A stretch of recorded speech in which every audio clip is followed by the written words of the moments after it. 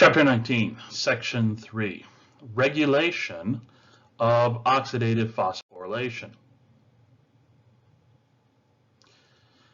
Now we have to keep in mind, we've talked glycolysis, we've talked pyruvate oxidation, acetyl-CoA oxidation in the citric acid cycle. And you go through and you add these up, giving you 2 NADHs, 2 ATPs, 2 NADHs, 6 NADHs, 2 FADHs, 2 ATPs. However you do the math, you get between 30 and 32 ATPs for every 1 glucose.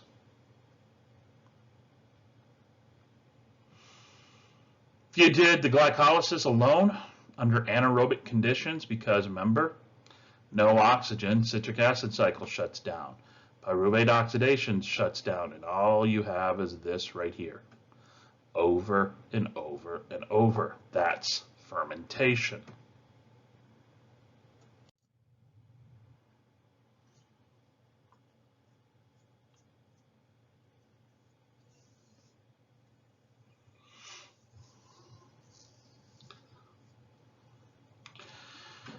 The overall rate is regulated by the availability of ADP. If you have very little ADP available, low levels of A diphosphate available, that means there's very little ADP to be turned into ATP at the end of oxidative phosphorylation. So it doesn't matter if you have the hydrogens, it doesn't matter if you have the oxygen and all of that. You don't have the ultimate substrate. Why continue doing it? Why? Well, there's no need. Your ATP levels are really, really high. Your ADP levels are really, really low. If they change, start to shift, well, then things kick in to push cellular respiration. But if your levels of ATP are really high and your ADP are really, really low, there's really no reason to. So they call this the acceptor control ratio. Is this how much is there?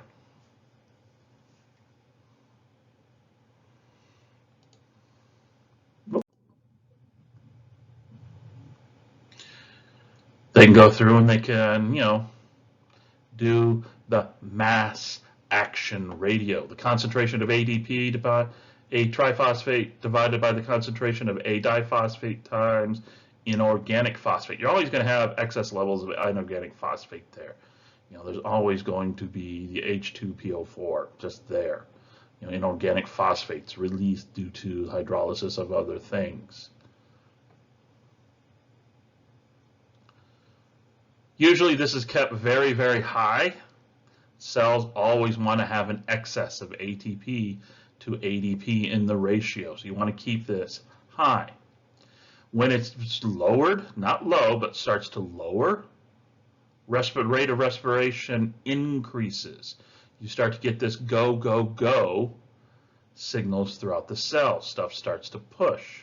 Because you want to keep this ratio, high levels of ATP, low levels of ADP, just in case there's any disruption due to chemical, loss of oxygen, this, that, or the other, that would stop or artificially inhibit for a while ATP synthesis. So that way the cells always have excess amounts than is needed at that given instant.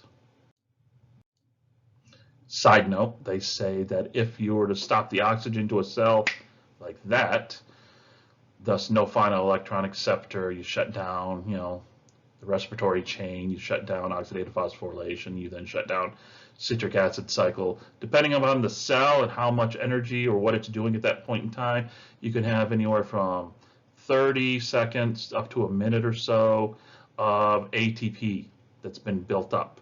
And so you have a really high ratio, and then once you shut everything down, that ratio starts to go down as more ATPs is used up. So you have that bit of a buffer there.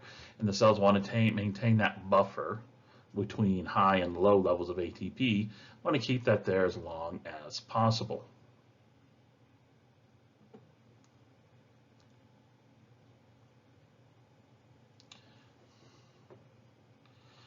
We have an inhibitory protein, prevents ATP hydrolysis. So if, what we're looking at here is the F1 catalytic subunit of ATP synthase. So if you have enough ATP, your ratio is extremely high, so you have way more ATP than you have ADP. There is a protein that will bind up this catalytic subunit and will actually stop it from rotating.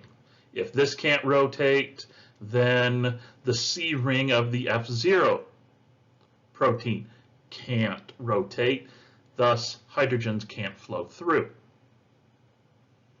This protein, this IF1 protein, is only active when you have extremely high levels of ATP. It binds two ATP molecules, which means you have to have enough ATP in the cell, in the mitochondria, to have this occur. Because if you have low levels of ATP, well, then there's no ATP to bind IF1, thus IF1's not active and IF1's not going to insert in here. We'll also see that this will kick in when you have hypoxic, oxygen-deprived cells. That means O2 levels have dropped, no final electron acceptor, the respiratory chain shuts down, IF1 kicks in.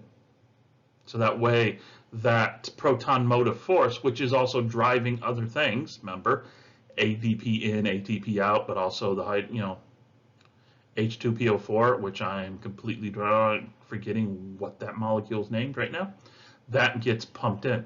Well, to have that pumped in, you have to have a proton motive force, so that if oxygen ever comes back, respiratory chain comes back, you have ADP as well as the inorganic phosphate just sitting there waiting for this guy to start spinning again.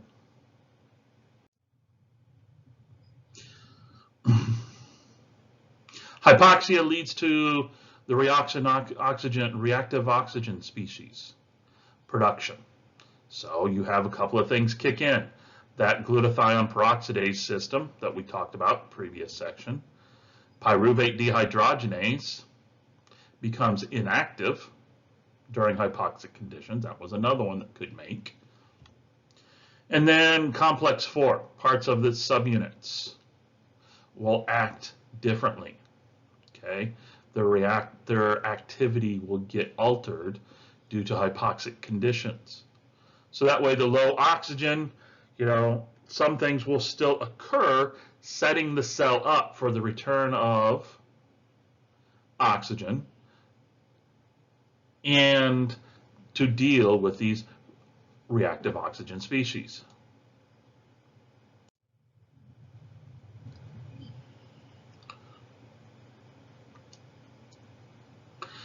We also see that HIF1, hypoxia-induced factor. So this is a version of the IF1 that we talked about. This one is hypoxia-induced. So this one, hypoxia, low levels of O2, activates this guy. Glucose transporters go up, start pumping in the glucose, because remember, we're going to have to switch over to fermentation.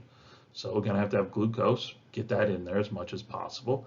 Glycosidic enzymes, fermentation, kick in. Acetyl-CoA, boom, boom, boom. Things get set up. We also have proteases kick in. Degrades COX-4-1. One of those we just talked about. I just briefly mentioned on the previous slide. And then increase in COX-4-2. So that way we get complex 4 can still work even when there's an extremely low concentration of oxygen. So we're hypoxic, but not completely devoid of oxygen at this point. So you still get things occurring. They're just now under a stressed cell state.